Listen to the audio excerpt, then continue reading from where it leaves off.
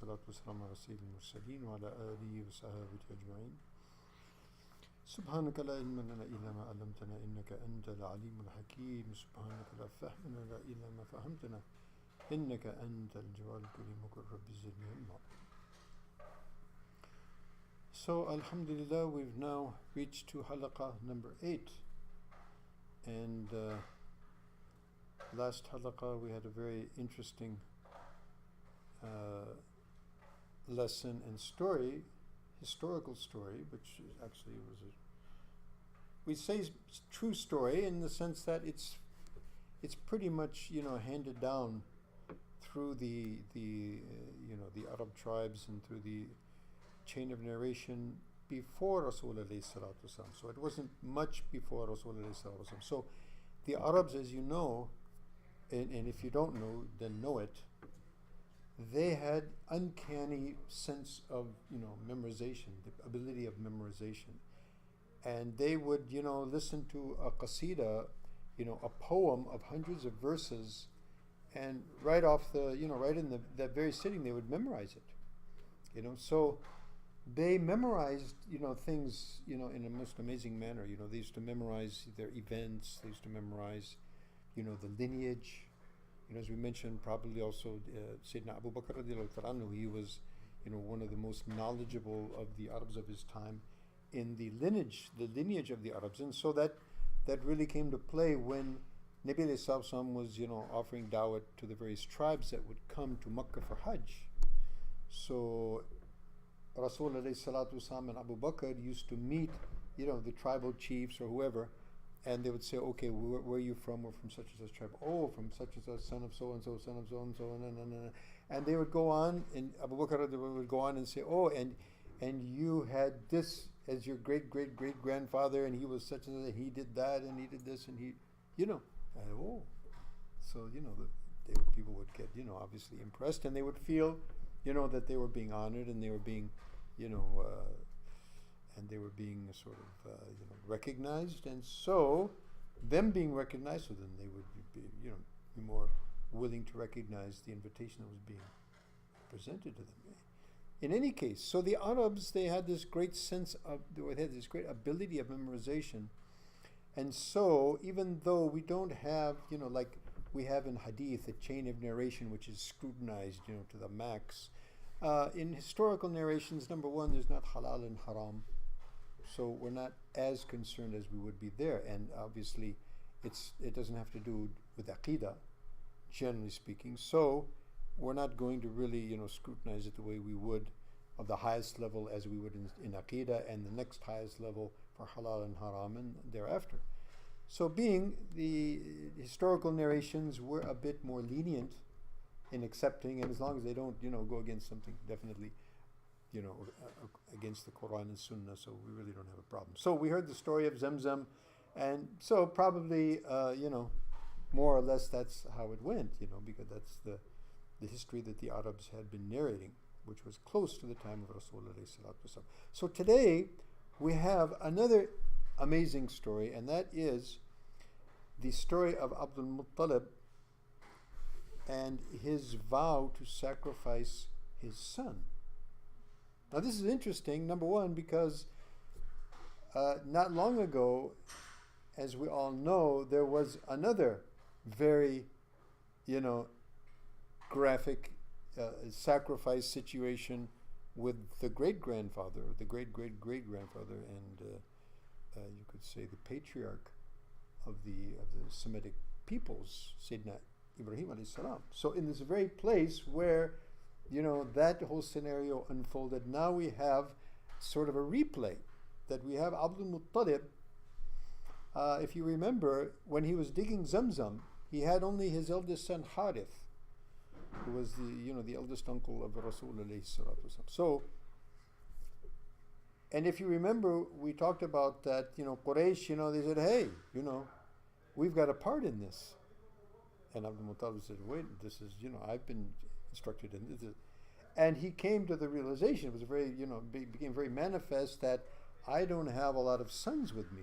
That's why people, the Arabs and tribal people, they want to have a lot of sons, because that means strength. That means, you've got you've got some backup, So, not having except one son and facing what he faced from Quraysh, so he realized that, and being in the position that he was, being the chief, of his contingent and his constituency, so he made a dua to Allah subhanahu wa ta'ala. But Allah, if you give me 10 sons, and they all reach the age where they can actually defend me, then I'll slaughter one for your sake. That's a pretty strong vow, right? Okay? So Abdul Muttalib yearns for more sons after the standoff with Quraysh over Zamzam. So we remember that scenario? Okay, now, so he vows that if he gets those 10 sons and they reach maturity so they can stand by him and actually stand in his defense, and they become a power to reckon with, so he's going to sacrifice one of them at the Kaaba. Okay, and you remember that Abdul Muttalib, he had this very very close connection with Kaaba, and he used to sleep in Hijr, and there he got the dream about Zamzam and that whole thing. Okay, so now he is actually ultimately he gets 10 sons, and by the way, he had multiple wives, and so the mother Fatima, who was the mother of Abdullah, and she was also the mother of 4 of the children, maybe even more, but 3 of the main sons: Zubair, Abu Talib, who was ultimately would become the foster uncle of Rasulullah sallallahu alaihi wasallam, and then the youngest Abdullah. Okay, so among multiple wives, and we're going to see another one come into the scene very soon, inshallah. So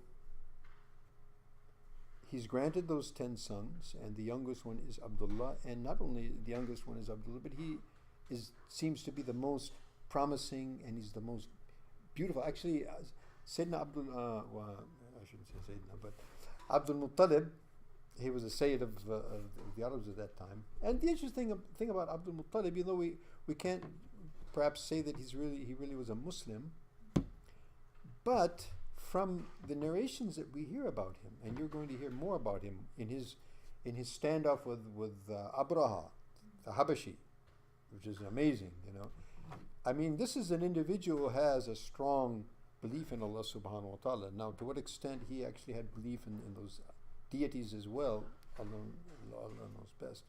But you see him also in this story.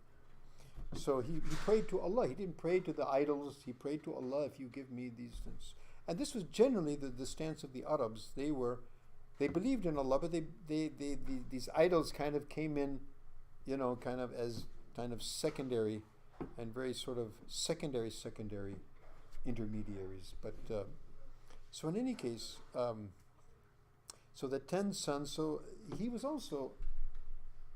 was a great leader. He was very large and very sort of overwhelming. His presence was quite overwhelming. He was also said to be very, very, very handsome and very very beautiful. And his son took on all those characteristics. His son Abdullah, the father of Rasulullah sallallahu alaihi wasallam. So now,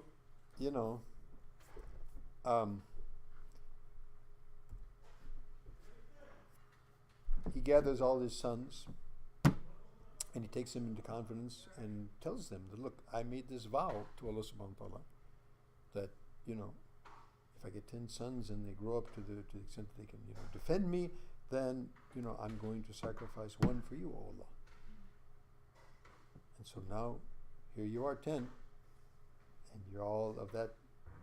So now, what do you guys say? So he took them into confidence. He's not going to just grab one and, So they said yes. And that's also interesting that Abdul Muttalib, he mentions this to his sons just as Ibrahim alayhi salam mentioned Ismail alayhi salam. So what do you think? فَمَاذَا تَرَى سَتَجِدُنِي إِنْ شَاءَ اللَّهُ مِنَ الصَّابِرِينَ. So you'll find me among the patient. That's what Ismail alayhi salam, if you remember, that's what he said. So it's interesting, even though we can't say they're actually Muslims, wallahu alam, what to extent they, believed in Tawheed or not, but probably not. although we did have what we call the Hunafa, we had these, and we're going to talk about them a little. We'll start talking about them today because Warqa ibn Nawfal comes into the picture today. So, inshallah. So they also answer, in the affirmative. Okay, this is a vow, you made it for. And they knew very well that his father was such a person of scruples and, to his word that there's no way he's going to go back on that. And even though whatever they were, they weren't. But still you can see this connection with Allah subhanahu wa ta'ala, with the Arabs. And therefore, Abu Hassan Ali Nadwi, his premise was that they were even though they were not muwahideen, they were not people of pure aqidah, but they were probably the closest people on the planet to pure aqidah. And so they didn't have to go too far to get themselves straightened out. Anyway, so the sons say, yeah, okay, fine. If that's what it is, that's what it is. We're ready for that, So now what do? How do they decide?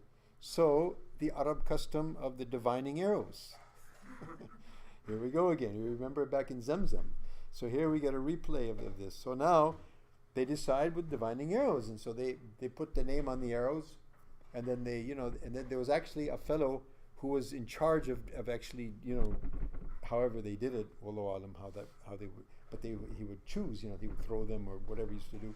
And, they had, in fact, the divining arrows that they had in the Kaaba, they had various, titles on them. Do, don't do, minkum, laysa min. And so they had various, traditions and various issues, types of issues that would come up, and so they would have a formula for that on their arrows. And if this came up, do it, don't do it. If they wanted to find out if this fellow is actually, really is from our lineage, or he's, doubtful. So they had a lot of different things that they used to do to try and ascertain, and they would go through this system. So this was basically the thing, and those arrows were there with Hubal, who was the main idol, which was actually inside Kaaba. And inside Kaaba, they say there was also a well inside there, and the people used to bring their offerings and put it there, and all sorts of nonsense of that type. In any case, so the diviner, whoever he was, so he did his, his thing, however he did that. And lo and behold, whose name would come up? Naturally. The youngest, the most beloved, because it's about sacrifice. Okay, so now, what's to be done? So as we mentioned, Abdul Muttalib is not that type of person that's going to say yes today and no tomorrow. If it's yes, it's yes, to the end. And this is a quality that, we find in the Arabs. I found even my travels when my travels towards Islam, traveling to the Arab land, this is something I saw about them, They say something, they're going to do it. And what they have in their heart, they'll tell you that. They're not going to, they'll tell you, and they will keep to their word. That is one of the salient characteristics, that the Arabs hold to this day to being the criteria of being a man. Being, somebody of substance. If you can keep your word. If you can't keep your word, that's it.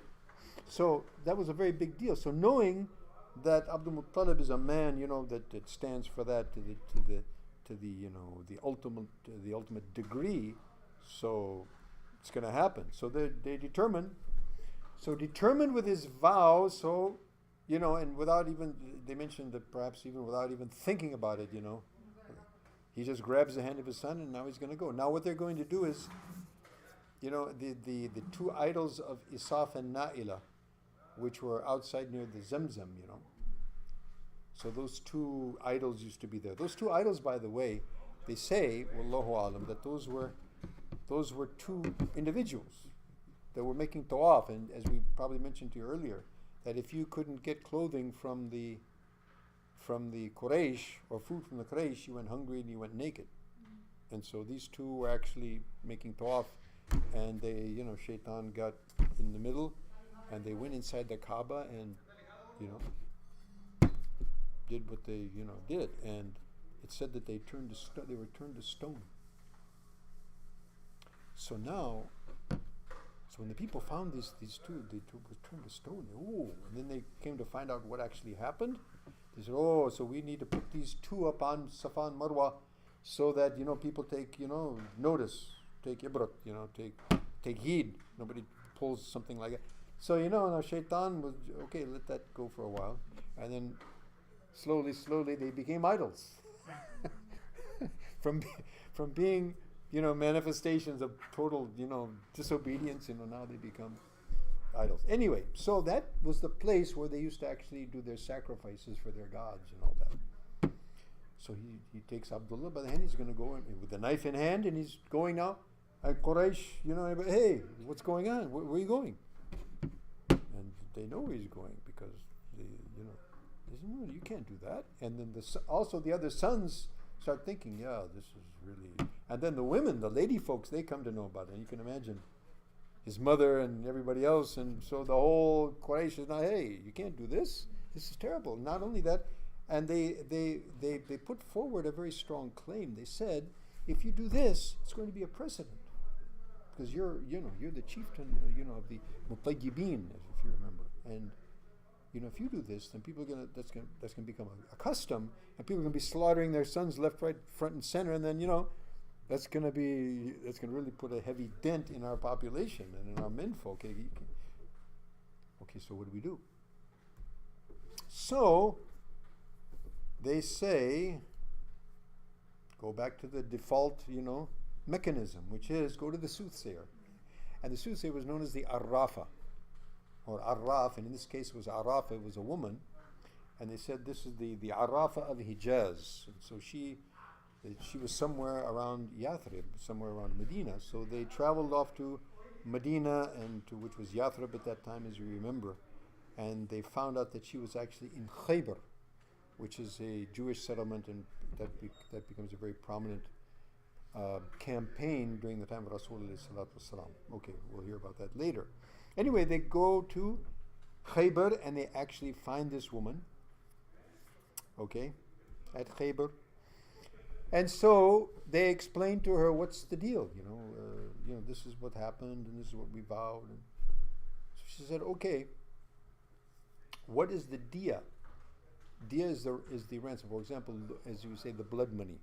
If somebody kills somebody mistakenly or otherwise, and then they agree on the ransom or the blood money. So how much is that? So they said that's 10 camels. Now, actually, before she said that, there's a point that I missed. They mentioned in Surah Ibn Hisham. They mentioned that when they came and they told her the whole story, so she said, okay, give me a day, come back tomorrow, let me talk to my man, among she's got her jinn or whoever who's going to inform her what's the thing, what's to be done. So the next day they come and actually, so she explains to them this methodology. So what is the ransom? What is the blood money? It's 10 camels.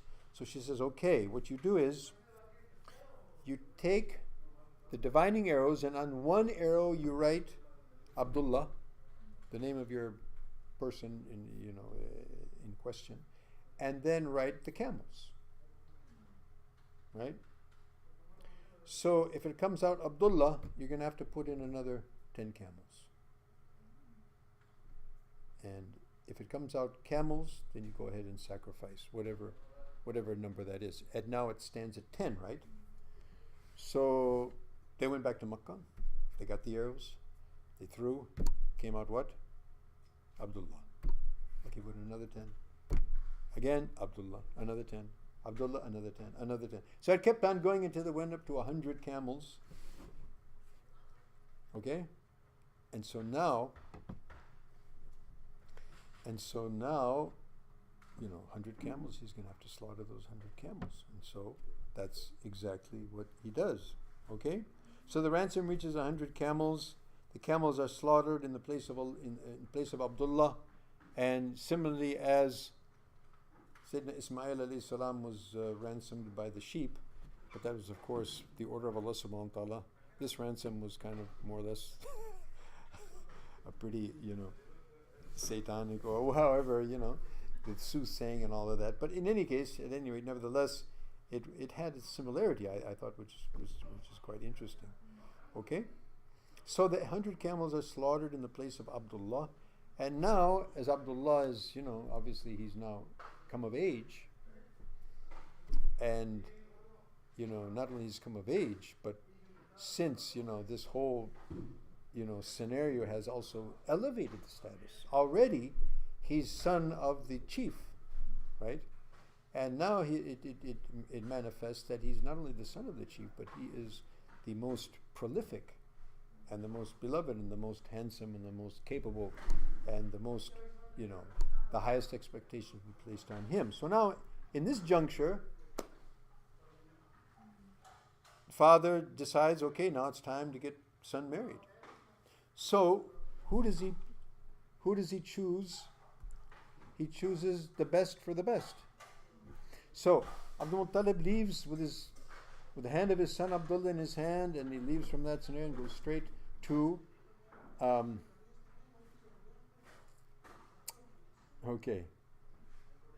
goes straight off to marry Amina. We're going to talk about Amina very soon. In the meantime, on the way, this is very interesting. Qutayla bin Nawfal, and she's a woman from Bani Asad ibn Abdul Uzza ibn Qusay. So she's a very noble lady, and she happens to be the sister of Warqa ibn Nawfal. So if you remember Nawfal, he was among the brothers of Hashim, right? Okay, so, however, Nawfal was one of those Hunafa, one of those people who never believed. There was a number of them, several of them in Makkah, who tried to cling to the legacy of Sayyidina Ibrahim alayhi salam of Tawheed, and they never bought into this concept of deities. And Abdullah ibn Jud'an was also very prolific and very well known, and he used to sit by the Kaaba and used to say, nobody in this whole area is worshipping Allah subhanahu wa ta'ala as Ibrahim except me. He was saying that because he didn't know of anyone else. So, but there were a few individuals like that, and one of them was Warqa ibn Nawfal, and he ultimately became a Christian. And we're going to hear about him later on when Rasulullah gets his first revelation, and Khadija radiallahu ta'ala anhu, who happens to be the cousin of Warqa. So he also is going to say something very, very, very important later on. In any case, so Qutayla being the sister of Warqa, and Warqa being had not only did he become a Christian, but he was one of the few people who was actually literate. So he used to actually read and write, and so he could read the former books, and he was must have been, to some extent scholarly in that. And so probably he would have known as the Jews knew, and all of the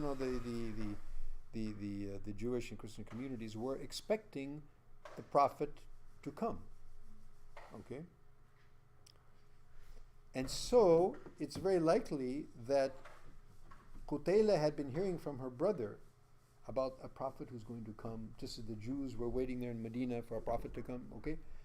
So she's hearing these things, perhaps. There's speculation, but so in any case, so as the story goes, and again, historical riwayat, but it's very close to the time of Rasulullah and narrated by the Arabs. So anyway, so as Abdul Muttalib is walking with his son, so Qutayla looks at Abdullah. Now he's a very beautiful young man, and she's a very beautiful young lady. So and as I said, Arabs, what they have in their heart, they'll tell you right away. So she walked right up to Abdullah and said, "Where are you going?" He said, "I'm going with my father to get married." So she told him, after gazing in his face, she said, "Okay, for you, right? For you is the like of the camels slaughtered for you if you marry me just now." In other words, 100 camels, cash up front, if you marry me right now. That sounds pretty strange to people here, right? But this is how they were, they're straight ahead people, they didn't beat around the bush. So, but Abdullah, what he said? He said, "I'm with my father. I can't go against him. I cannot go against my father, and I'm not going to leave him." That's a very wonderful proposal. I tell you an interesting story. Something like that happened, not exactly like that happened to me, but when I was in Yemen, I had just become a Muslim. to tell you something about the Arabs, how they are. So I was in Sana'a, in Yemen, and with one of the ulama there, I was there, Salat al-Dhuhr, I think, or Asr. And so there was one old sheikh in the other corner of the masjid. So that sheikh called the alim that I was with. So they're talking for a couple of minutes, then he calls me over. I come over. So he said, this is our respected neighbor, Fulan, and he's this and this and this. And he was asking about you, who's this guy? I said, well, he's a new Muslim and he came from America. So he said, okay, I have a daughter for him, I have a house for him, and I will teach him Arabic language. He has to stay here in Sana'a. I don't know what was wrong with me, but I didn't accept that because I was actually going to Medina. I was going for Hajj. Actually, I came to Sana'a because I wanted to go get a visa and go for Hajj. But anyway, but this is how they are. Not once. This happened a few times. Just straight on the spot. Okay, And so there he is. So anyway, Abdullah didn't accept that proposal, and he said, "No, I'm going with my father, and I can't go against him." No. So Abdullah goes ahead and marries Amina bint Wahab. Okay? So this is also an amazing story. Now, Amina bint Wahab ibn Abdul Manaf ibn Zahra. Okay, ibn Kilab. So Wahab, her father, is the chief of Bani Zahra. Right? And so from Bani Zahra, he's the chief and she's the daughter of the chief. So she's the best of the best. She's the best woman, the most noblest woman in Quraysh, at that particular time. Okay? So, and Wahab ibn Abdul Manaf had just recently passed away. So what had happened was his daughter went to the care of his brother Wuhayb.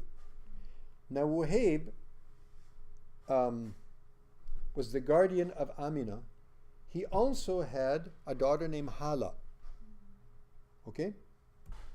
So, Wahab not only consents to the proposal of Abdullah for the son, for his niece Amina, but he also, accepts the proposal for his own daughter for the father. So the son is getting married with Amina and the father is getting married to the other sister, the Hala, who becomes the mother of Sayyidina Hamza, Sayyid al-Shuhada radiallahu anhu, and the aunt of Rasulullah Safiya, who were much younger. They were almost around the same age as Rasulullah, and that explains why, because after all the sons were grown up, then actually he marries their mother, Sayyida Hala, and so that's what happened. Okay. So now the father and son both get married to the two sisters, right? I think is amazing, right? So the marriage is consummated, and they have their, even they say that they stayed there with Wahab. And then the next day after the marriage, so in that they say that very wedding night, so Amina conceived of Sayyidina Rasulullah sallallahu alaihi wasallam. So now, very interesting, Abdullah goes out, from his wife and after the night of marriage, and now he happens to pass by Qutayla once again. But this time she doesn't put the proposal she did yesterday. So he asked her, he says, "Oh, so why don't you offer me today the proposal you offered yesterday? I mean, what happened?" So she said, very interesting, "The light I perceived in you yesterday has gone, so I have no need for you today." So it's like she was saying that the day before, yesterday, she saw some special light.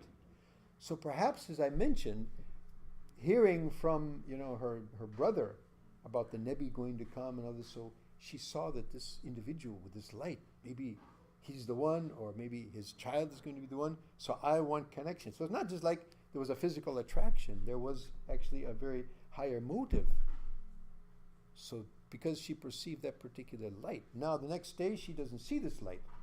So they say that light that she was perceiving was ultimately going to become Rasulullah sallallahu alaihi wasallam. So that had now left him, and now it is with the conception of Sayyidina Amina And after that, we're going to hear, as our time is up, we're going to hear now the birth of Rasulullah and before the birth of Rasulullah, the untimely death of his father Abdullah in Yathrib. And inshallah, we'll be hearing that, and also some of the amazing stories that are connected with the birth of Rasulullah.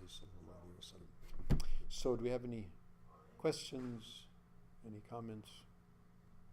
No? Alhamdulillah. Do we have any participants? Yeah? No questions. So it's pretty straightforward, huh? Okay. Jazakumullah khair for attending, and barakallahu fikum, and looking forward to seeing you again, inshallah. Our saluk class is also coming up. I'm sorry, Thursday we weren't able to hold it. I was traveling, so this Thursday saluk will be coming up as well. Our daily tafsir and hadith, and again Saturday, inshallah, we'll continue the narrative of Sirah. Wa akhir da'wana alhamdulillahi rabbil